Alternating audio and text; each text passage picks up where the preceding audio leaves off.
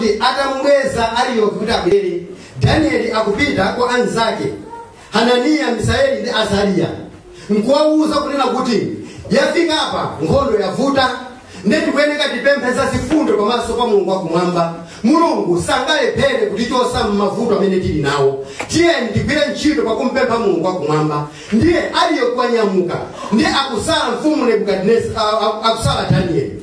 Danieli pamene mwasala wampempha Mulungu wakumwamba, ndiye akupezeka kuna kuti loto likuvumbulutsidwa m'maloto a iye kumuuza zonse zimene zinachitika. Ndiye Danieli akugwada pansi kumpembeza Mulungu wakumwamba, kumuthokoza Mulungu wakumwamba. Alemekezeke Mulungu wakumwamba amene amaulula zinsinsi zobisika, amene amalonga mafumu, amene amavumbulutsa zinthu za m'midima. Kotero ndikukwezani Mulungu wakumwamba. Chinsinsi chafika. Danieli aliyanko limene mfumu akulifuna. Ndiye Danieli akunyamuka pomwepo nkukalowa kunyumba kwa Arioki amene amayang'anira kapena amatumidwa ndi mfumu kukamuuza, mfumu iwuzeni kunena kuti nditha kubwera ine pakuti Mulungu waulula zinsinsi. Pitiriza. Verse 24.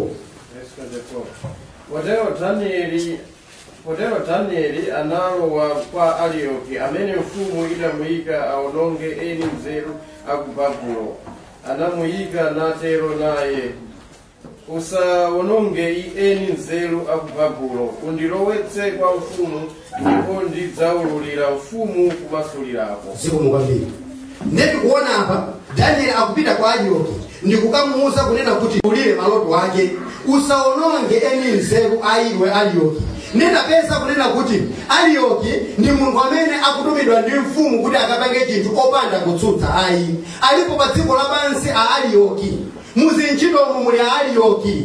Arioki amene akukakamiza anthu kuti akakhala ovutika. Iwe Malawi unayikidwa ndi abwana kukhala supervisor, ndi ukuyang'aniranso anthu okuda, komano bwana akangolankhula kuna kuti wauza nyamata apange zakuti sutha kudzifunsa kuna kuti kwati Mulungu wakumwamba akuti chani pa ichi. Ndi umanyamuka nkukapereka phuma kwambiri kwa anthu. Ndi Arioki akupita kukapereka phuma. Ndi Danieli akulankhula kuna kuti mundilole ndikalowe kwa mfumu, chifukwa mfumu sikuyeneka kupanga chiganizo changu choti usaphe aeni nzeru. Dziko lapansi tati tifuse mapresident amaphandle, anthu akuluakulu amaphandle, koma titati tifufuze kodi president amaphamuka? President anganyamuke nkuntenga munthu kukamphera kunyanga amaphandle. Kuli Arioki amene matumidwa, kuli Arioki amene matumidwa kaligwirira ntchito kapangizi. Ndiye tapeza kunena kuti chiphunzitso chikubwera kwa ife lero ngati tili Arioki mwizinchitomo kunena kuti tiyeni tigwire ntchito moopa Mulungu wakumwamba, chifukwa Mulungu wakumwamba anatika pamenepo kuti tisamalire anthu amene ali pansi. Ndiye Danieli akulowa kwa mfumu akulankhula kuti chani Danieli.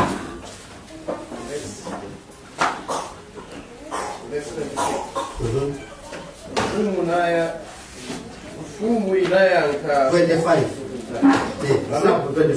Pamenepo Arioki analowa naye Danieli kwa mfumu mofulumira. Natero naye ndapeza munthu wa ana ndende a Yuda, ndiye adzadziwitsa mfumu kumasulira kuja. Tikumumvesa kuno kuno Arioki tikwende alikodze ndikuzokuti utenga usunga kusangalase mfodi si utenga ukomani komabe mumvetsere chifukwa mwina ndima komaliza kanoka. Nyengo mene zilili nzonera kuti tisamaganize za makoma zachani zalima. Ne uthenga mene kulalikirana tisamajiya tisasulira siku lina lake. Tikumuta kumuona Arioki mene alili. Tamuona Arioki mene alili kuti ndotumidwa. Ndi Arioki wapita kwa mfumu kwa Danieli. Ne Danieli akulankhula kuna kuti undilole ndilowe kwa mfumu ndikayiululire chani maloto zimene Mulungu wakumwamba waulula. Ndi Arioki akunyamuka ndikukafika kwa mfumu kukanena kuti ndapeza mmodzi wa ndende amene wazakuziwitsa mfumu chimene chetani chachitika. Arioki ambiri amafuna kupeza mafavors pa dziko lapansi. Arioki afuna kupeza favor kuna kuti he has done a great job by digging and finding somebody who can do the marvelous things to the king. ichi chimene chikutivuta kwambiri pa dziko lapansi. Ndi Arioki akunyamuka ngokane kuti ndapeza, osanena kunena kuti ndinalandira uthenga unena kuti mfumu musachite changu. Akufuna Danieli mmodzi mwa magavanazi ate kufunsira pamaso pa Mulungu wakumwamba, kotero kuti Mulungu wamuululira uthenga ndi akubwera azakuzeni mfumu, koma kuti ndapeza mmodzi wa andende. Uthenga unoona aliyense amene amapanga twist information amakauda kufuna mafavors pa dziko lapansi. Nthawi ino si nthawi yopeza mafavors. Tapezanso zomwezi zimapezekanso mu nthawi ya ndani ya Gehazi. Gehazi so mafuna akagwira ntchito ina iliyonse alandirepo ndani, alandire kanthu. Si nthawi yake ino ayi. Ne akupitirira pa verse 26. Mfumu inayankha niti kwa Danieli, amene dzina lache ndiye Belisazara, ukonza kodi kundidziwitsa lotoli ndidalilotali ndi kumasulira kwache. 27. Nayankha Danieli pamaso pa mfumu nati, chinsinsi inachitira liuma mfumu. Chinsinsi inachitira liuma mfumu, angakhale anzeru openduza alembi kapena alawuli sakonza kuchiululira mfumu. 28. Koma kuli Mulungu kumwamba wakuvumbulutsa zinsinsi, iye ndiye wodziwitsa mfumu Nebukadineza chimene chizachitika masiku otsiriza.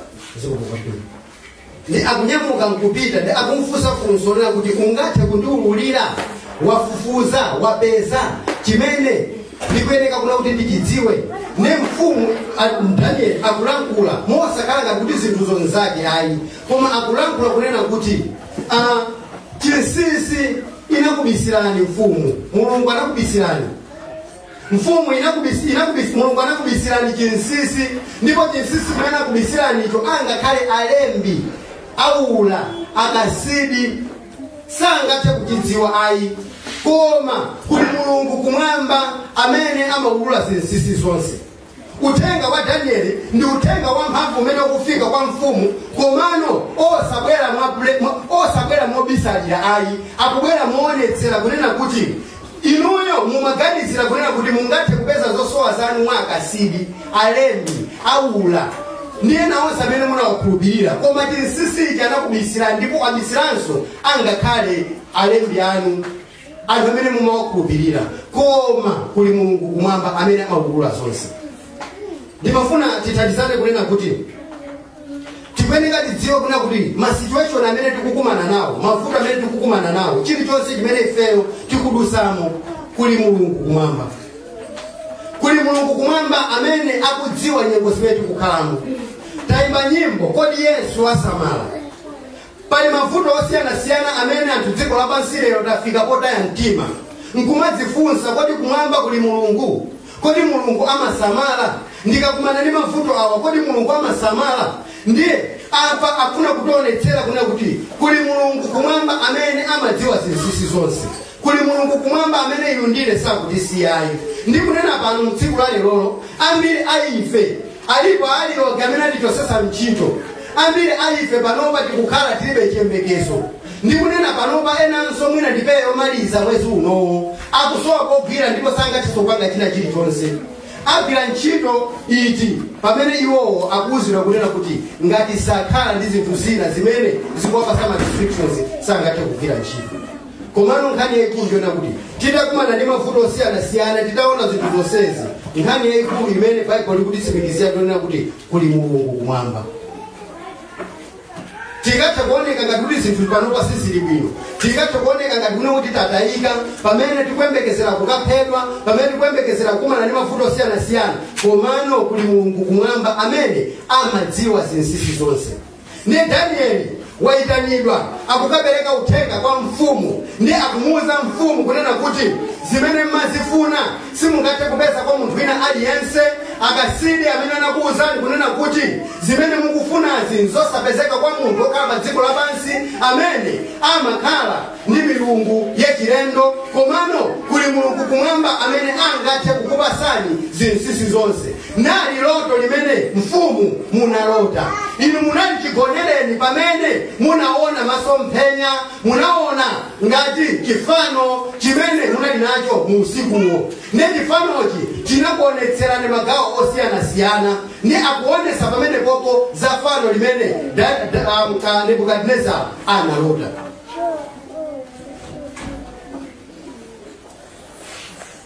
Neba verse 30. Dwele ngeni pa verse 30. Verse 30. Koma ine chisisi ichi sichinavumbulutsidwira kwa ine chifukwa cha nzeru ndili nayo ya kuposa wina aliyense wa moyo, koma kuti kumasulira kudziwike kwa ufumu ndi kuti mudziwe maganizo a mtima wanu. Verse 31. Chinsinsi ichi sichinafikire kwa ine chifukwa chino kuti ndimachita chifuniro cha Mulungu wakumwamba, koma chifukwa chino kuti Mulungu wakumwamba wafuna kundigwiritsa ntchito kuti inu mfumu muone zimene zili mu mtima mwanu, zimene mumalingalira mu mtima mwanu.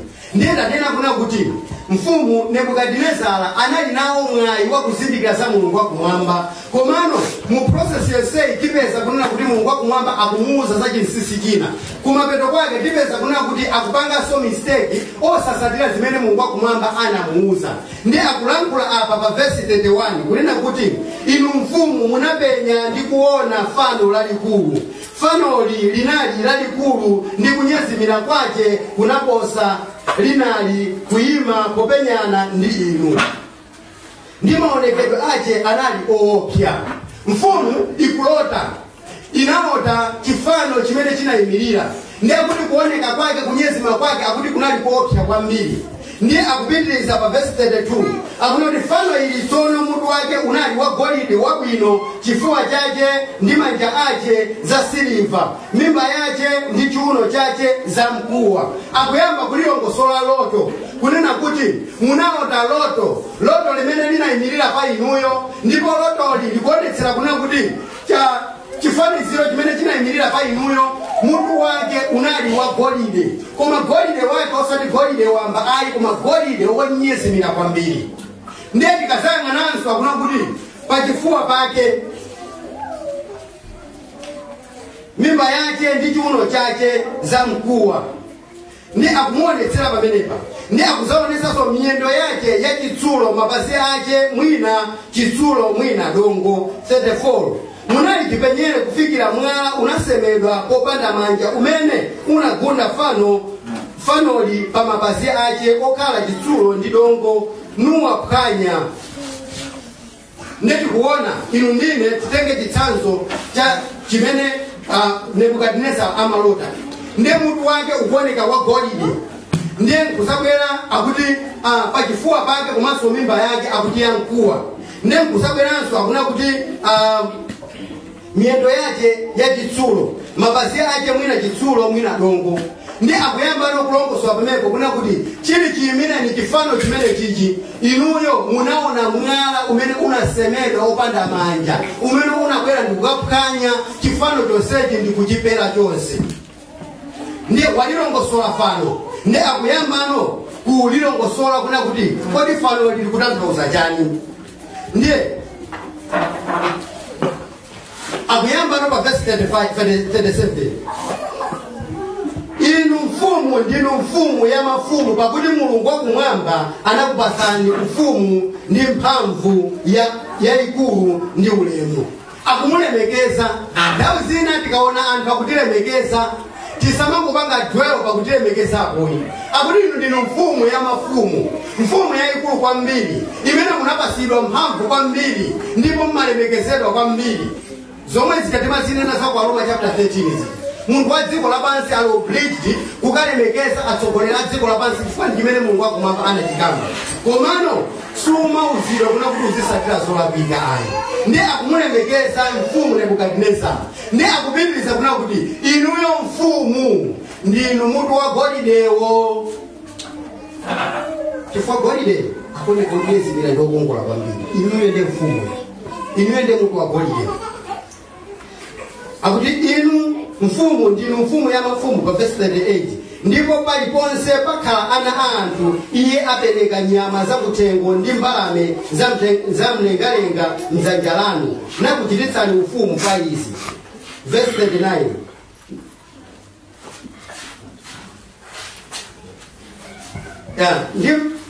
Ndi pambuyo pa inu padzauka ufumu wina wochepa ndi wanu ndi ufumu wina wachitatu wamkuwa wakuchita ufumu pa dziko lonse lapansi. Ndikawayang'ana maufumuwa mene awalongosolera tipeza kunena kuti ufumu woyamba ndi ufumu umene ukuonetsedwa kunena kuti ndi ufumu wa Nebukadineza, ufumu wa Babulo. Koma osanafika ufumu akuonetsera kunena kuti mmwambamo unali ufumu wina wa Aigupto. Ndikuchoka ufumu wa Aigupto unabwera ufumu wa Asiria kapena wa Asuri. Ndikuzabwera ufumu wa Babulo umene ukuyimiridwa ndi mutu wamkuwa ndi mutu wa golide. Ndikuchoka pamenepo akudzabwera umene ukuonetsedwa pachifuwa pake ndi mimba yake ya mkuwa. Akuonetsapo kunena kuti ndi ufumu wa Amedi ndi Aperese kapena kuti Medo-Persian regime. Pamusi pakepo pakubwera ufumu wina umene uli wa Grisi kapena kuti wa Ahelene. Pambuyo pakepo pakudzabwera wachitsulo umene ukuyimira ufumu wa Roma. Roma wake oyambirira ujana gonjesedwa uja. Ndiye kumapeto kwake kukabwerano ufumu wa Chiroma, Roma wachiwiri umene uli ndi mbali ina chitsulo komanso dongo. Ndiye akuonetsera kunena kuti ufumu wanu ndi wamphamvu kwambiri. Komano ufumu wanu udzabwera ufumu wina wa Amedi ndi Aperese umene udzakhala ocheperako mphamvu. Komano udzakugonjetsa chifukwa wanu udzatha. Zindikirani kunena kuti palibe chamuyaya pa ufumu wanu mfumu. Utenga undo kwasiliko kwa mfumu akumuuza chilungamo. Ndiye akubweranso kuzamuuza kuti ufumu wa Amedi ndi Aperese ukadzafika ufumu umenewu nawonso udzatha. Ndiye udzabweranso ufumu wina umene uli wachitsulo umene uzaoneka ngati wamphamvu kwambiri. Ufumu umenewu ndi wa Chiroma wa Helene. Ndiye udzabweranso ufumu wina umene udzakhale wachani wa Chiroma. Ndiye udzabwerano ufumu wina umene udzaphatikizana chitsulo ndi dongo. Nenu mfumu muzindikira kunena kuti chitsulo ndi dongo sizikhalira limodzi. Kotero mwala unasebedwa mphiri opanda manja umene unabwera kudzakukasula chifaniro chonsechi. Lolo ndiloona mfumu ligwiriseni. Ndinapeza kunena kuti pamene akulankhula chimene chinji akufuna kuonetsera kunena kuti mfumu ikhale ndi kuzindikira Mulungu wakumwamba amene anampasa chipambano pa ana a Israeli. Komano iye akungoyamikira mfumu Nebukadineza Danieli, komano sakugwiritsa ntchito zimene Mulungu wakumwamba akumulankhula. Ndiye mawu amene akugwiridwa komalizira ndiye amwala osebedwa opanda manja. Akufuna kumuonetsera mfumu kunena kuti munjira ina iliyonse mafumu a dziko lapansi, ulamuliro wa dziko lapansi, anthu atha kuvutika, komano kuli mwala osebedwa mopanda manja umene udzafika udzapasule china chilichonse ndipo udzakhala ngati chafu kapena powder. Kotero ufumu umenewu akuti udzakhala wokomera munthu wina aliyense. Ufumu umenewu, mwala umenewu ukuyimira Yesu Khristu, ufumu wa Yesu Khristu. Kodi lotoli ndikufuna kuti pasachiyembekezo munjira kuti makolo wawo palibe munthu amene angatiuze zabwino zokha zakukhala pa dziko lapansi. Aliyense atiuza kunena kuti moyo ndi wovuta. Chilichonse chikuvuta pa moyo wa munthu. Inu ndine tsiku la lero tikuvutika mu njira zosiyanasiyana. Komano chimene uthenga umene ukubwera apa ndi uthenga wa chindunji umene akufuna kumuonetsera mfumu Nebukadineza kunena kuti palibe chinthu chamuyaya pa dziko lapansi. Tsiku lina ufumu wa dziko lapansi uzagonjetsedwa. Kotero adzafika yekha Mikaeli amene adzalamulire pa dziko lapansi. Kotero akadzayimirira Mikaeli nkudzagonjetsa mafumu a dziko lapansi, anthu a dziko lapansi adzakhalanso pa mtendere. Ndiye ngati musiku la lero tikuzunzika. Ndiye ngati musiku la lero tikusowa chiyembekezo. Ambiri aife mwina tikufuna titabwerera mbuyo. Tikufunisisa mwina titangofa. Tikuona ngati kusogolo kulibenso moyo wina. Komano nkhani yayikulu ndiyonena kuti chilichonse chimene tikudusamo Mulungu wakumwamba akutiona. Kotero akufuna kutipasa chilimbikitso chonena kuti alipo wina amene akutiona amene adzakhale mthandizi wathu ku mavuto amene tili nawo. Kotero inu ndine mu tsiku la lero tikuyeneka kukhala nacho chiyembekezo kunena kuti lilipo tsiku lina lake limene Mulungu wakumwamba adzathe kumva mavuto athu. Pa verse 34 Tiwerengere.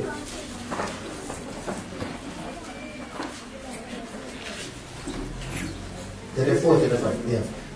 Munali chipenyere kufikira mwala unasemedwa kopanda manja umene unagunda fanoli pa mapazi ake okhala chitsulo ndongo nuwaphwanya lesitefani pamenepo chitsulo dongo mkuwa silva ndi golide zinapereka pamodzi